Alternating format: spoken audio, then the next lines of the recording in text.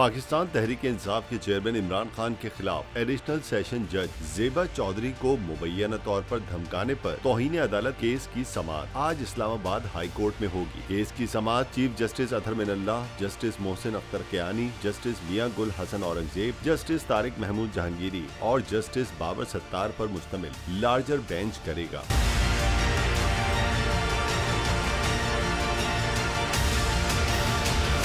अदालत ने इमरान खान को शोकॉज नोटिस जारी करके जाती हैसियत में तलब कर रखा है। रजिस्ट्रार इस्लामाबाद हाई कोर्ट की जानिब से समाअत के लिए ज़ाब्ता इखलाक का सर्कुलर जारी किया गया है, जिसके मुताबिक कोर्ट रूम नंबर 1 में दाखिला महदूद होगा। इमरान खान की कानूनी टीम के 15 वकला, हाई कोर्ट और डिस्ट्रिक्ट बार के 5 वकला, अटॉर्नी जनरल ऑफिस और एडवोकेट जनरल ऑफिस से 15 लॉ अफसरान और 15 कोर्ट रिपोर्टर्स को कोर्ट रूम में दाखिले की इजाजत होगी। कोर्ट रूम में सिर्फ उन्हें ही दाखिले की इजाजत होगी जिन्हें पासेस जारी किए गए हैं। सर्कुलर में कहा गया है कि कोर्ट डेकोरम को बरकरार रखने के लिए इस्लामाबाद इंतजामिया और पुलिस सिक्योरिटी इंतजामात करे।